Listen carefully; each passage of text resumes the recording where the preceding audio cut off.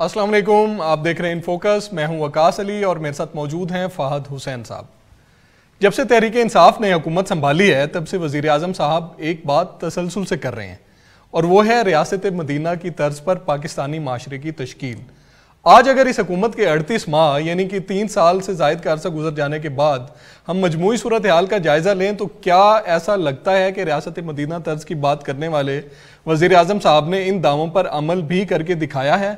बज़ाहिर तो लग रहा है कि माशरे में गैर यकीनी की सूरत हाल बढ़ रही है, महंगाई से गरीब आदमी का जीना मुश्किल हो गया है, इदारों से लड़ाई की खबरें आए दिन सुनते हैं। तोशाखाना के मामले में भी वज़ीर आज़म साहब को दिए जाने वाले तोहफों पर हुकूमत कुछ बोलने को तैयार नहीं।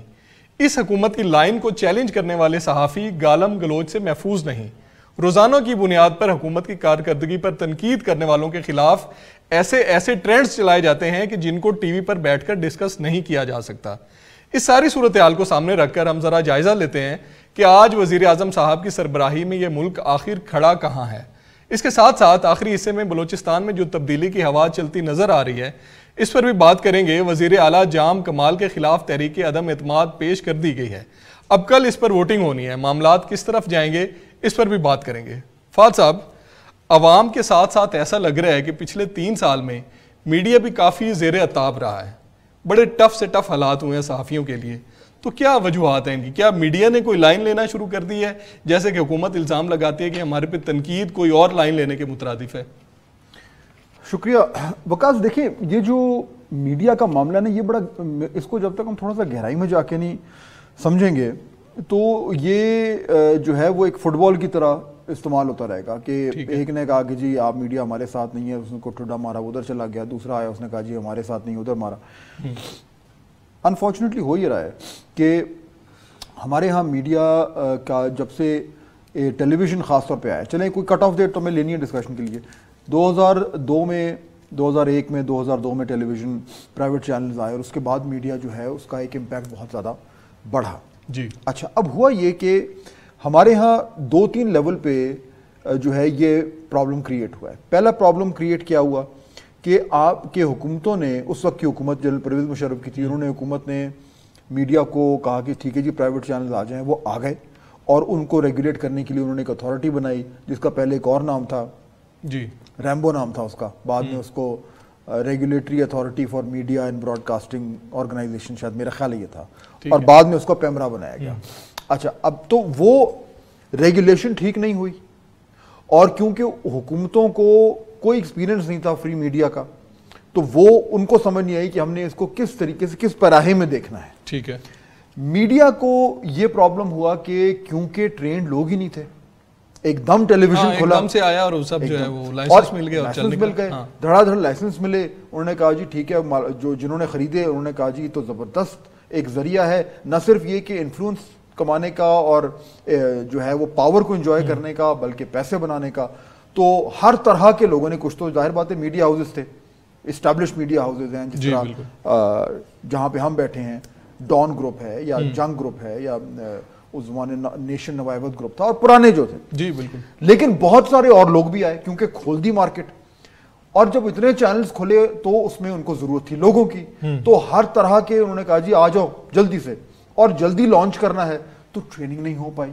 तो कुछ तो वो लोग अच्छे सहाफ़ी जो कि उस ज़माने में अखबारों में काम कर रहे थे वो आए, उनको ट्रेनिंग दी गई और उनमें से कुछ ज़्यादा जिन्होंने जल्दी से टेलीविज़न का को अपनाया उन्होंने जल्दी तरक्की भी की। बहुत सारे नए लोगों को हायर किया गया, बल्कि अक्सर ये जो थी वो बिल्कुल नए थे और उनको किसी चैनल ने ट्रेन किया, किसी ने नहीं किया। उन्होंने कहा चलो जी वो जो होता है ना उठा के तो बस वो पानी में फेंक दिया कि आप ही तैर लेगा। ठीक है, उससे मयार खराब होना शुरू हो गया। ठीक है। तीसरी चीज व्यूअर्स का इशू।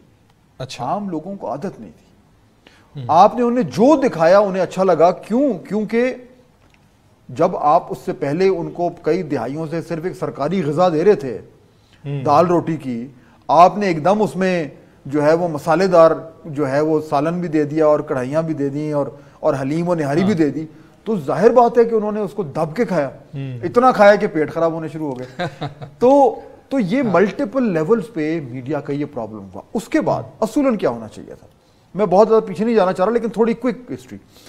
ہوا یہ کہ پچھلے 20 سال میں میڈیا نے گرو کرنا شروع کیا, 2001, 2002, 2003, 7, 8, 9, 10 ایک سال میڈیا نے بہت زیادہ انجوائے کیا, انفلوئنس, پیسہ. لیکن اس کے ساتھ ساتھ میڈیا کے اندر جس طرح کی ایک پروفیشنل ڈیولپمنٹ ہونی چاہیے تھی وہ نہیں ہوئی, اور اوپر سے جو ویسٹڈ انٹرسٹ ہیں میڈیا میں جو انٹر ہوئے, چاہے وہ اونرشپ کے لیول پہ ہوں, چاہے وہ دیگر سینئر لیولز پہ ہوں, اینکر لیول پہ ہوں, ایڈیٹرز لیول پہ ہوں, ہر جگہ پہ وہ ہوا, اور اس سے وہ میڈیا جو کہ ایک بہتری کی طرف جانا چاہیے تھا وہ انفارچونیٹلی مجھے کہتے ہوئے دکھ ہو رہا ہے, کیونکہ میں بھی اس سفر کا حصہ رہا ہوں شروع سے, کہ وہ اس طریقے سے بہتری کی طرف نہیں جا سکا جہاں پہ وہ جا سکتا تھا.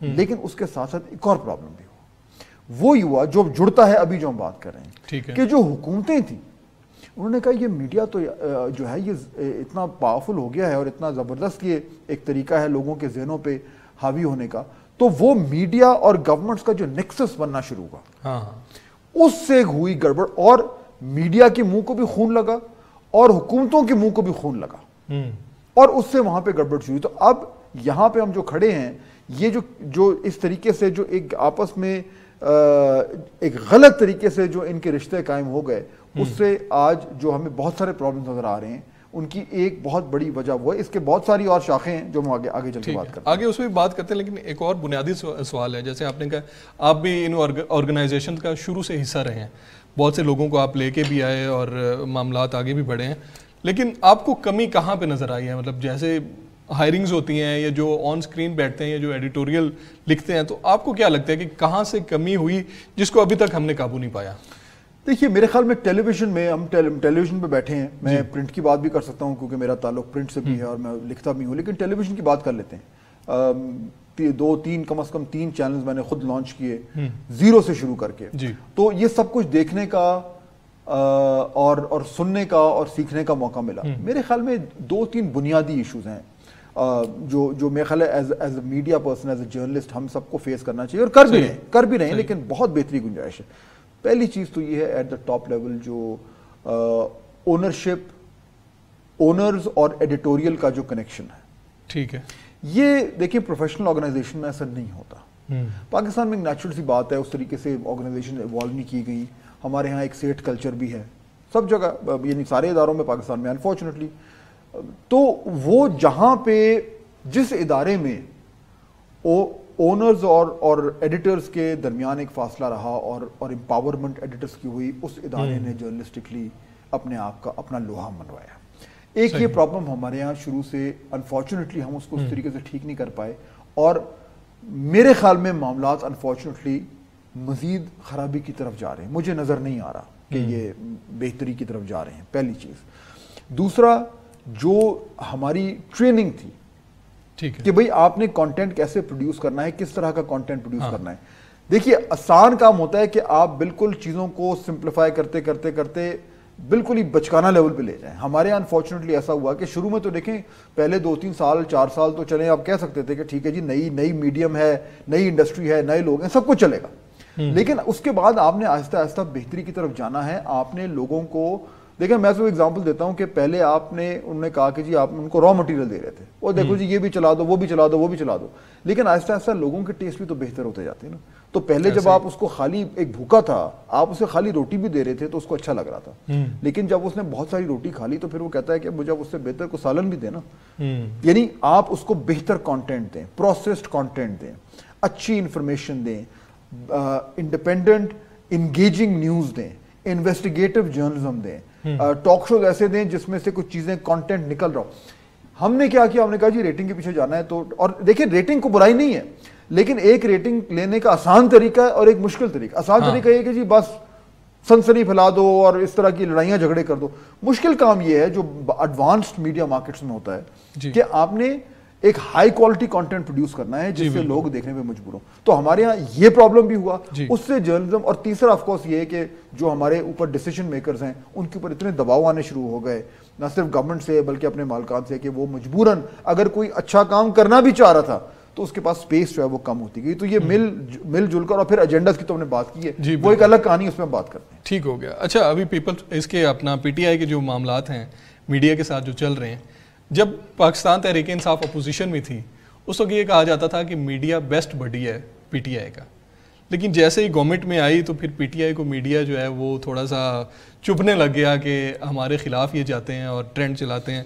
اب کھل کے جو ان کے پی ٹی آئی کے کچھ ایسے ہینڈلرز ہیں، اور اگر ٹویٹر کی بھی ہم بات کریں تو کھل کے سامنے آ گئے، آفیشیل اکاؤنٹ سے صحافیوں کو نشانہ بنایا جا رہا ہے. ابھی پچھلے ہفتے آپ نے دیکھا کافی دن ٹرینڈ چلتا رہا آسما شرازی صاحبہ کا بھی. تو یہ معاملات کیوں چبھ رہے ہیں ان کو، پی ٹی آئی کو؟ اگر ان کے خلاف کوئی بات کی جائے، بیسیکلی ان کے خلاف تو نہیں ہے، ان کی کارکردگی کے خلاف بات ہو رہی ہے، تو کیوں ان کو ہضم نہیں ہو رہی یہ چیزیں؟ دیکھیے اگین میں آپ کی بات ٹھیک ہے، پی ٹی آئی کا جو رویہ ہے میڈیا کی طرف وہ بدقسمتی سے مجھے یہ کہنا پڑ رہا ہے کہ اگر میں موازنہ کروں ماضی کی حکومتوں سے تو ان کا رویہ جو ہے وہ زیادہ افسوسناک ہے. نہ صرف رویہ بلکہ اس رویے کی بنیاد پہ انہوں نے جو اقدامات اٹھائے یا اٹھانے کی کوشش کی، جس میں ابھی ہم وہ میڈیا ڈیولپمنٹ اتھارٹی کی بات پچھلے دنوں بھی کی تھی، اور دیگر بہت سارے ایشوز جی، لیکن اس سے زیادہ ایک گہرا مسئلہ ہے. اچھا. اور وہ یہ ہے کہ دیکھیے ہمارے ہاں وکاس، مجھے جو لگتا ہے نا پرابلم یہ ہے کہ ہمارے ہاں معاشرے میں میڈیا کے رول پہ کنسنسس نہیں ہے کسی بھی طرف سے، مجھے یہ لگتا ہے. دیکھیے اب اگر آپ جائیں نا امریکہ میں یا یورپ میں تو وہاں پہ چند چیزوں پہ بحث نہیں ہوتی، وہ ان کا ایک سوسائٹل کنسنسس، ایک معاشرے میں ایک اتفاق رائے پیدا ہو چکا ہے، اس پہ بحث نہیں ہوتی. یعنی امریکہ میں یہ بحث نہیں ہوتی کہ جی جمہوریت اچھی ہے یا امریت اچھی ہے یا چائنیز ماڈل اچھا ہے، یہ سیٹلڈ معاملہ ہے. یا وہاں پہ یہ بحث نہیں ہوتی کہ جی کیا اخبارات کو اور ٹیلی ویژن کو آزاد ہونا چاہیے یا نہیں ہونا چاہیے، وہ سیٹلڈ ایشو ہے. وہ ان کے بحث یہ ہوتی ہے کہ اچھا اب ان میں سے بہتری کیسے لائی جا سکتی ہے، یا اس کے اندر، اس سیٹلڈ ایشو کے اندر اگر کوئی ڈے ٹو ڈے پرابلمز ہو رہے ہیں جو کہ ہوتے ہیں، انہیں کیسے ریزالو کیا جائے. لیکن یہ نہیں ہوتا کہ آپ کہہ جی جمہوریت کو لپیٹ دو. ہمارے ہاں آج آپ یہ پول کروا کے دیکھ لیں، پاکستان میں جمہوریت پہ اتفاق رائے ہے؟ میرا نہیں خیال نہیں. بہت سارے ایسے لوگ ہوں گے جو کہیں گے نہیں جی یہ تو ہمیں تو یہ تو قوم کو ادھر تو ڈنڈے کی ضرورت ہوتی ہے، ڈنڈا ہوگا تو اور اسی وجہ سے دیکھیں نا آزادی صحافت، فریڈم آف ایکسپریشن، آزادی رائے، یہ جڑی ہوئی ہے جمہوریت سے اور جمہوریت کا جو ایک کانسیپٹ ہے اس سے. اگر آپ اس پہ ہی متفق نہیں ہیں دل سے، اوپر سے تو ہو سکتے ہیں، اگر آپ دل سے متفق نہیں ہیں تو پھر آپ آزادی رائے اور آزادی صحافت کے کانسیپٹ سے بھی اس طریقے سے جڑے ہوئے نہیں ہوں گے. ٹھیک ہو گیا. ہمارے یہاں جو جڑ ہے نا پرابلم کی، وہ یہاں سے جب جھگڑے ہوتے ہیں نا میڈیا کے اوپر یا میڈیا کے رول کے حوالے سے، وہ الٹیمیٹلی نکلتا یہی ہے کہ یار آپ لوگوں کو صرف وہ کہنے کی اجازت ہے جو ہمارے خیال میں ٹھیک ہو. اچھا ان سے پوچھے بھائی کہ بھائی آپ کون ہیں، تو کہتے ہیں جی ہم تو دیکھیں الیکٹڈ حکومت ہے. اب انہیں یہ نہیں سمجھ آتی کہ الیکٹڈ حکومت اور میڈیا کی رائے وہ اس کا حصہ نہیں ہے. خوبصورتی آزادی رائے کی کانسیپٹ کی ہے یہ کہ وہ ایک چیک اور بیلنس ہے. ایسے ہی وہ عوام کی نمائندگی کرتا ہے، وہ ان کو اجازت دیتا ہے کہ بھئی یہ آپ کا میڈیا کا پلیٹ فارم ہے، اس پہ وہ تمام باتیں ہو سکتی ہیں جو حکومت نہیں سننا چاہتی تاکہ حکومت پہ چیک رہے. لیکن وکاس ہمارے یہاں کیونکہ کانسیپٹ ہی کلیئر نہیں ہے بچپن سے، نہیں مطلب میں نے اور آپ نے بھی اسکول میں نہیں پڑھا، میں جب اسکول میں تھا تو اس وقت جمہوریت نہیں تھی پاکستان میں جی، تو ہمارے ذہنوں میں وہ کانسیپٹ اس طریقے سے ڈالے ہی نہیں گئے کہ بھئی یہ ہوتا کیا ہے یہ جمہوریت. وہ تو پھر آپ اوپر سے جب کسی چیز کو اوڑھتے ہیں تو پھر آپ اسی طرح اس کو اتار بھی سکتے ہیں. صحیح ہے. پرابلم یہاں سے ہو رہا ہے، لیکن اس کی مینیفیسٹیشن پی ٹی آئی نے سب سے زیادہ کی ہے. ٹھیک ہو گیا. ایک بریک کے بعد بات کرتے ہیں کہ یہ جو سٹینڈرڈز ہیں یہ اپوزیشن میں رہتے ہوئے کچھ اور ہوتے ہیں اور جب گورنمنٹ میں آتے ہیں اس وقت یہ سٹینڈرڈز کیوں چینج ہو جاتے ہیں. ایک بریک لیتے ہیں، ملتے ہیں بریک کے بعد.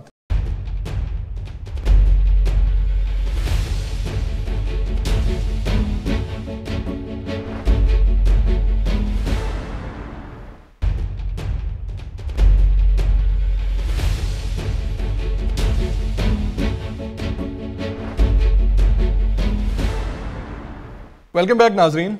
واٹس ایپ بریک سے پہلے بھی ہم بات کر رہے تھے، تو جب اپوزیشن میں ہوتی ہیں سیاسی جماعتیں تو کیا وہ کوئی اور اینک لگا کے اداروں کو بشمول میڈیا دیکھ رہی ہوتی ہیں اور جب حکومت میں آتی ہیں تو ان کی اینک چینج ہو جاتی ہے؟ بالکل ایسے ہی ہوتا ہے. اب دیکھیں نا پی ٹی آئی کا آپ ذکر کر رہے تھے اور وہ میرے خیال ہے کیس ان پوائنٹ بالکل ٹھیک ہے. ہماری کالیگ ہیں سینئر جرنلسٹ ہیں آسما شیرازی, ان کو جس طریقے سے ہراس کیا جا رہا ہے سوشل میڈیا پہ, یعنی یہ نہ صرف قابل مذمت ہے بلکہ بحیثیت پاکستانی مجھے دکھ ہوتا ہے. اچھا اب آپ اس کو جب یہ کہتے ہیں تو آگے سے آپ کو جواب ہی آتا ہے کہ نہیں دیکھیں انہوں نے بھی تو یہ کہا ہے, ٹھیک ہے نا. یہ وہ پرابلم ہے جس کا میں ذکر کر رہا تھا نا, کہ جب آپ کے کانسیپٹس کلیئر نہ ہو. دیکھیں نا یہ کانسیپٹ کہ جی انہوں نے اگر ایک تنقیدی کالم لکھا ہے تو ہر شخص کا حق ہے کہ وہ ان کو اس طریقے سے ابیوز کرے, یہ حق نہیں کسی کے پاس. لیکن تنقیدی کالم لکھنے کا جو کانسیپٹ ہے وہ لوگوں کے ذہنوں میں یہاں پہ ابھی تک اس کو وہ ایکسیپٹ نہیں کر پائے کہ یہ میڈیا کا کام ہے. دیکھیے میں اگر میڈیا کو یہ حق نہیں ہے کہ وہ کسی کو اس طرح سے گالیاں دینا شروع کرتے ہیں, لیکن بھائی کارٹون بھی تو چھپتے ہیں نا, ان میں مذاق اڑایا جاتا ہے لوگوں کا, اس پہ فوکس کوئی نہیں کرتا. نہیں کل آپ کو کہیں کہ جی دیکھیں آپ نے ان کا کارٹون بنا دیا ہے تو اس سے تو ان کی بڑی تضحیق ہوئی ہے, تو یہ تو پرابلم وہی ہے. یا تو معاشرہ ہمیں پڑھائے, معاشرے میں ہمیں جو ہمارا تعلیم کا نظام ہے آپ کو اچھی طرح معلوم ہی ہے کہ کیا حالات ہیں, یا پھر اگر میں بات کر رہے ہیں ہم ایک جماعت کی تو سیاسی جماعتیں جو ہیں جو ان کا لیڈرشپ میسج دیتی ہے لوگ وہ فالو کرتے ہیں. یہ جماعتیں کیا میسج دیتی ہیں, انہوں نے تو یہ فیصلہ کیا ہوا ہے کہ جناب ہماری سیاسی حکمت عملی کا یہ حصہ ہے کہ اگر کوئی ہمارے پہ تنقید کرے تو اس کے اوپر اتنا زیادہ دباؤ ڈالو, اس پہ اتنا حملہ کرو تاکہ اگلی بار وہ تنقید کرنے کے لیے 2 بار سوچے. یہ نہیں سوچتے کہ اس حملے سے جو ایک بنیادی آپ کا ایک ستون ہے اس نظام کا جو کہ میڈیا ہے اور جرنلسٹ ہے, آپ اس کو کمزور کر رہے ہیں.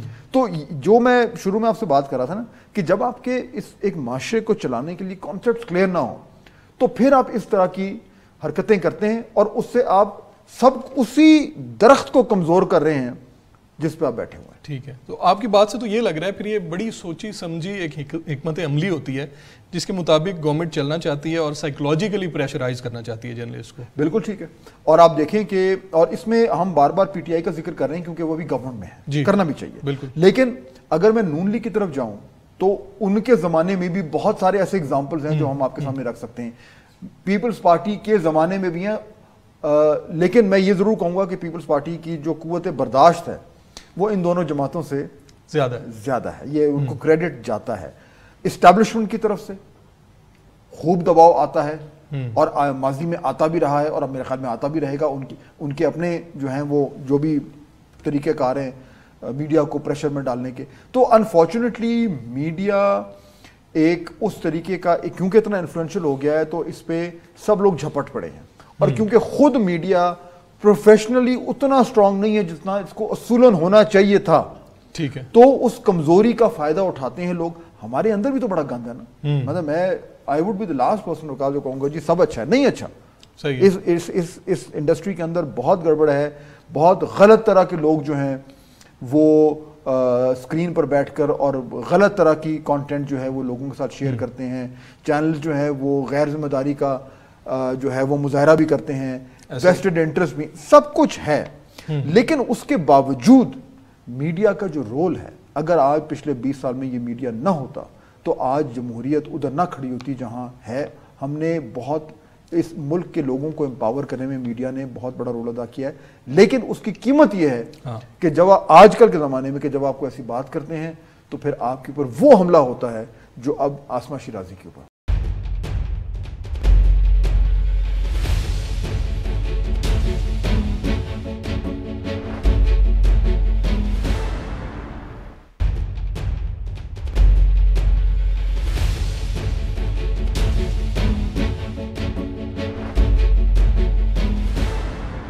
میں ہم نے بات کی تھی ریاست مدینہ کی, جو پرائم منسٹر صاحب اکثر اس کا حوالہ بھی دیتے ہیں اور کہتے ہیں کہ اس طرز پہ اس معاشرے کی تشکیل ہونی چاہیے.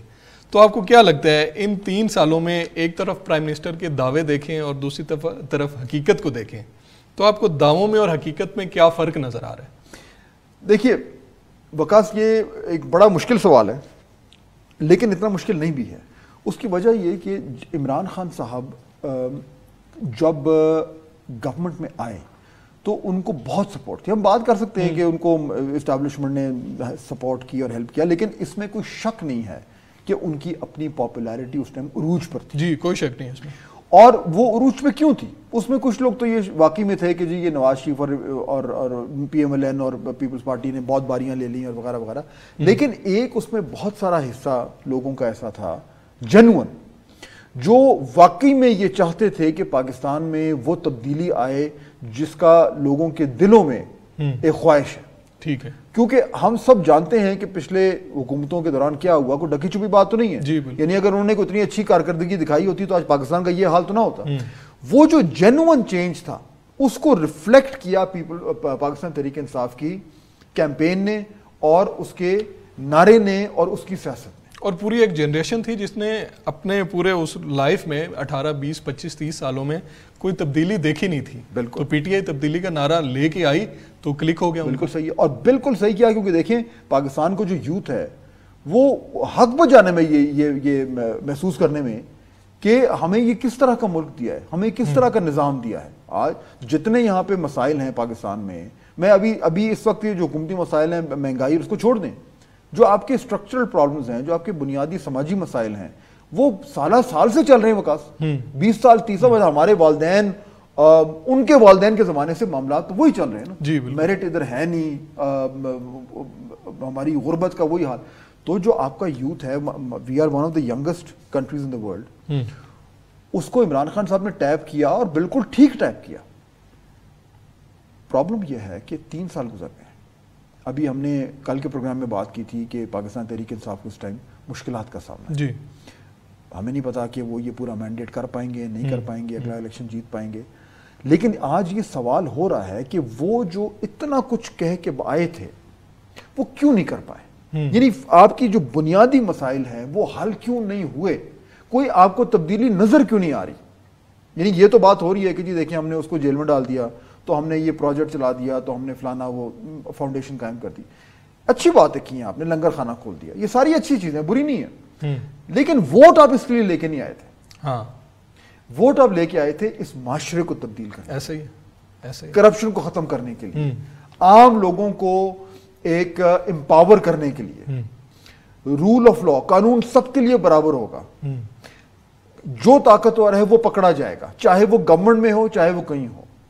احتساب بغیر سیاسی وابستگی کے ہوگا. یہ سب بڑی باتیں تھیں جو پاکستان میں کبھی کسی نے سوچا نہیں تھا کہ ہوگا. اب لوگوں کی توقعات یہاں تک لے کے آگے تھے. میری بھی تھی، آپ کی بھی ہوں گی. مجھے بتائیں وکاس، ہم میں سے کون نہیں چاہتا کہ پاکستان ایسا ہو؟ تو وہ جو ساری تمنائیں تھیں وہ ان لوگوں نے نکال کر اور عمران خان صاحب کے اوپر ڈال دیں، اور ان کو وہ یہ جو خواہشات کا سمندر تھا یہ ان کو بہاتا ہوا اقتدار کے ایوانوں تک لے آیا. اب 3 سال کے بعد وہ کیا ہوا؟ تو جو اصل جو اس وقت پرابلم ہو رہا ہے، جو لوگ دکھی ہیں، وہ بالکل انفلیشن اور مہنگائی، یہ تو ہے ہی ہے، یہ تو فوری چیز ہے. لیکن یہ وہ جزیرے ہیں، لیکن یہ ایک سمندر میں تیر رہے ہیں. اور سمندر وہ خواہشات، گھٹی ہوئی خواہشات ہیں جو پوری نہیں ہو پائی.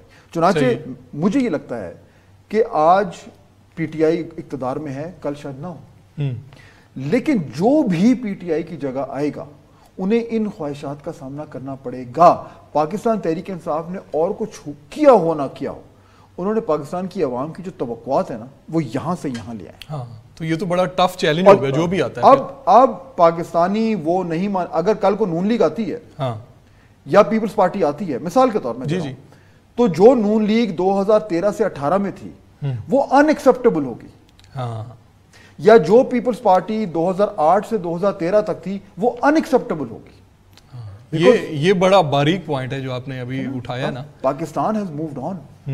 جو بچہ 2008 میں پیپلز پارٹی کی گورنمنٹ کے اندر 10 سال کا تھا وہ آج 22-23 سال کا ہے، نوجوان ہے، نوجوان لڑکی ہے. اور وہ کہہ رہے ہیں کہ یہ اگر ہمارا ملک ہے جو کہ ہے تو یہ حکومتیں ہمیں کیا دے رہی ہیں. وہ پاکستان تحریک انصاف نے ان کی زبان بولی تھی، وہ ان کو لے کے آئے تھے، پاکستان تحریک انصاف نے ان کو وہ نہیں دیا.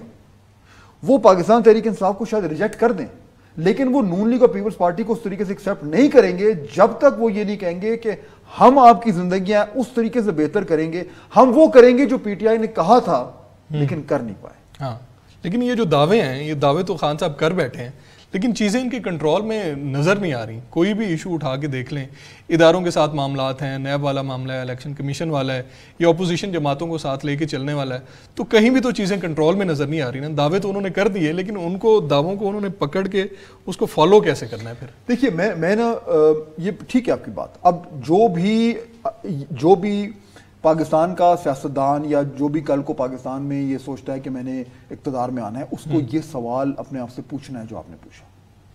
اور وہ ایک سوال ہے جو اکثر و بیشتر جو ہے جب اس طرح کے بہت بڑے سانحے ہوتے ہیں تو پوچھا جاتا ہے، اور وہ انگریزی میں اس کے 3 ورڈز ہیں.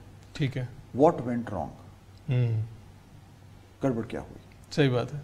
مجھے پاکستان تحریک انصاف عمران خان صاحب کی نیت میں کوئی شک نہیں، میرا خیال ہے نہ ہی کس پاکستانی کو ہے. ایسا ہی ہے. اور لیکن وہ نیت اور وہ ارادے ٹرانسلیٹ کیوں نہیں ہوئے ایکشن میں؟ ہاں، یہ اس سوال کا جواب جب تک ہم سب کو نہیں ملے گا تب تک ہم سیکھ نہیں پائیں گے کہ ہم نے کل کو کیا کرنا ہے. کیونکہ باتیں ساری انہوں نے ٹھیک کی تھی، کوئی غلط بات نہیں کی تھی، یا اکثریت ٹھیک تھی.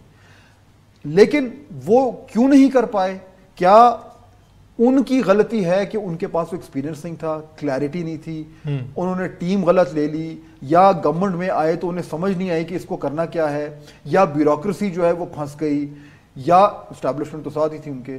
یعنی کیا ہوا؟ اور یہ وہ سوال ہے جو اس وقت پیپلز پارٹی یا نون لیگ یا پی ایم ایل کیو یا جے یو آئی جو بھی ہے، ان سب نے اس سے سیکھنا ہے. کیونکہ وقت میں بار بار ہی کہہ رہا ہوں، اگر یہ سمجھتے ہیں اپوزیشن والے کہ یہ واپس کل کو آتے ہیں اور انہوں نے روایتی سیاست کرنی ہے تو یہ نہیں چلے گی. پاسنگ مارکس بہت اوپر چلے گئے. پاکستان چینج ہو رہا ہے، پاکستانی چینج ہو رہے ہیں.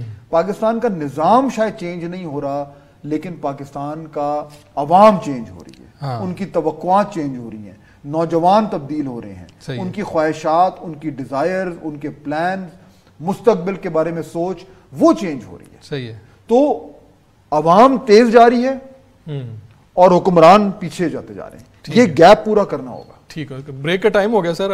جیسے ابھی بات کی ہم نے کہ تبدیلی کے جو وعدے تھے انہوں نے سٹینڈرڈز بڑے ہائی کر دی ہیں. تو ایک اور تبدیلی ہے جو بلوچستان کی طرف سے ہمیں جو ہے نا جس کی ہوا چل پڑی ہے، اس پہ ہم نے بات کرنی ہے. ناظرین ایک بریک لیتے ہیں، ملتے ہیں بریک کے بعد.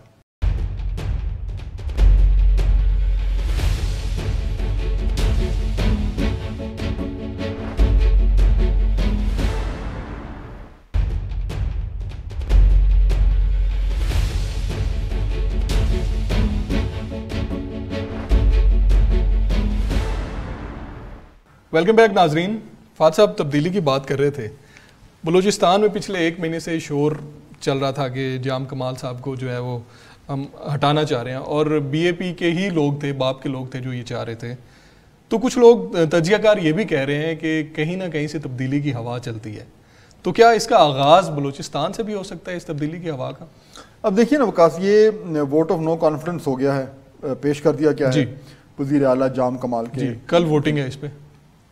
اب ٹف ہے، نمبرز ٹف ہے. یعنی 1-2 ممبران کے اوپر یہ یعنی فیصلہ ہوگا کہ وہ کس طرف جا رہا ہے. موشن دونوں طرف ہے. بلوچستان کی سیاست جو ہے نا وہ ہماری جو یعنی پنجاب میں جو سیاست ہے یا کے پی میں جو سیاست ہے اس سے بڑی ڈفرینٹ ہے، اور اس کی 2-3 وجوہات ہیں. میرے خیال ہے اگر ہم تھوڑا سا اس پہ بات کر لیں تو لوگوں کو سمجھنا بڑا آسان ہو جائے گا. پہلی چیز تو یہ دیکھیے کہ وہاں پہ پارٹیز کا ہولڈ اس طریقے سے نہیں ہے جیسا کہ پنجاب میں مثال کے طور پر ہے یا کے پی میں ہے. انڈیویجول زیادہ میٹر کرتی ہے. وہاں پہ پولیٹیکل پرسنالٹیز ہیں، ان کی اپنی روایتی ایک ٹرائبل سسٹم ہے، اس کا اس طرح ایک خاص طرح کا اس کا اسی کے ذریعے ایک سیاسی کلچر بھی بنا ہے.